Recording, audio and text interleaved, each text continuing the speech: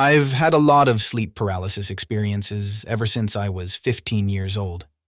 This one I am about to tell you is probably the scariest one of all my experiences. Here we go. It was a cold winter night in January 2018.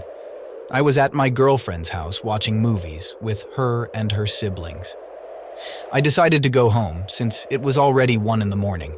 I said goodbye to all of them and walked to my car that was parked on the street. As I started up my car, something within told me to look at the driver's seat of the car that parked across the street facing me. I was looking at the seat, trying to make out what was sitting in the driver's seat. My headlights didn't quite shine enough light for me to see what was in the car. Of course, some of you may think that it's probably just a person minding their own business, and I should too.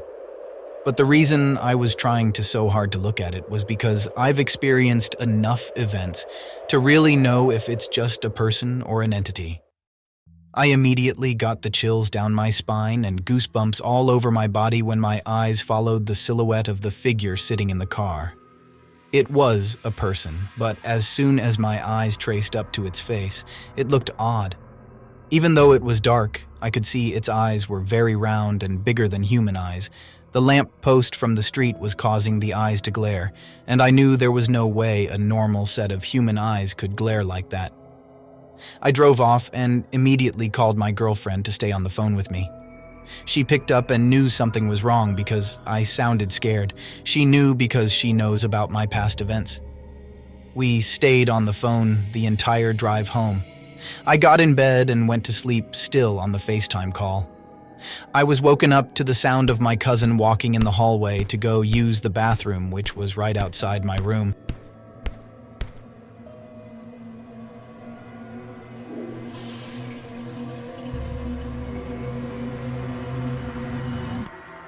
And I heard him walking around the house and into the kitchen, opening cabinets and drawers.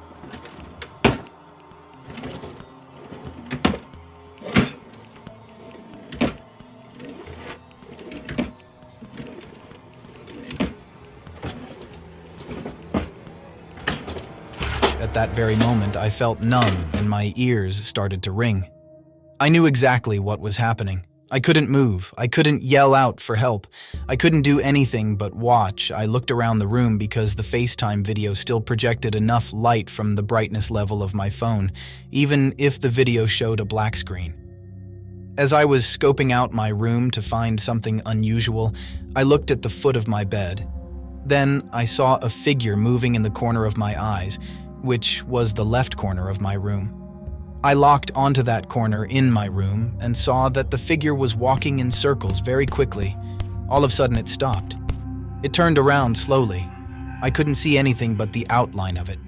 It was, if that thing noticed, I was awake looking at it. It raised both its arms up like it was reaching for me. It charged at me full speed and vanished as if it went through me. Next thing I knew, I was able to move and freed from the situation. I texted my cousin and asked if he was up and if he had used the bathroom just now. He replied that he has been in his room the entire night watching movies.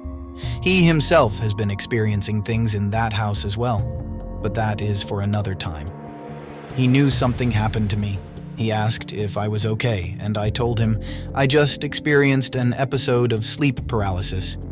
He suggested we talk about it in the living room. After telling him everything, he told me that whatever it is, it usually tries to make you feel safe, so you let your guard down, and that's when they get you. Whatever that thing is, it spooked me good. Till this day, I still don't know if it was the entity I saw in the car that followed me home, or if it was something else in the house that wanted to mess with me.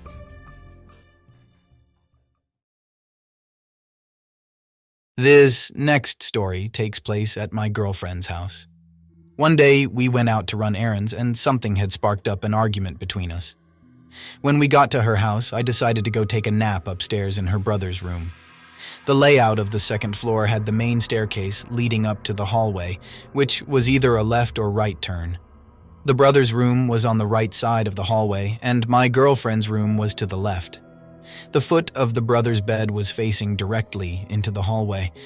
As I lay there, I fell asleep within seconds. There is a window at the bottom of the stairs that projects sunlight only to where the staircase meets the hallway. The rest of the hallway was dark. I woke up to the sound of someone coming up the stairs. I focused my attention into the hallway. My eyes were still heavy. I made out that it was my girlfriend, based on the outline of her body. I could only see her dark outline walking towards me due to the light being behind her. All of a sudden, she turns around and walks back downstairs quickly. That was weird, I thought to myself. Next thing I knew, my ears start to ring and I couldn't move. I realized that thing isn't my girlfriend. It came up the stairs and up to me and did the same thing 2 more times. The third time it came up, it stopped at the top of the stairs, peeked its head around the corner at me. It just stood there looking at me, then it hid back behind the corner and peeked back at me. It kept doing that, back and forth, and I saw its hair flowing, following the head movements, as if it had underwater physics. Then, finally, it stopped peeking its head out. It quickly jumped out of the corner and rushed towards me. I was terrified inside, thinking I'm really about to fight this thing if it comes onto me. I couldn't move, but I had my fists ready. It jumped onto me, but it was my girlfriend. She asked me if I was still mad about earlier. She also noticed that I looked like I had just seen a ghost. I told her I was just in a deep sleep when she woke me up. I asked her if she or anyone was walking up and down the stairs just now. She replied that everyone was downstairs and she just woke me up to go eat. I didn't tell her about what happened until after a few days. She said it really wasn't her. I think back to that situation and I tell myself that maybe my girlfriend had saved me just in time for whatever that was going to happen. Thank you for watching. If you enjoyed these 2 personal stories, leave a like, comment, and subscribe for more.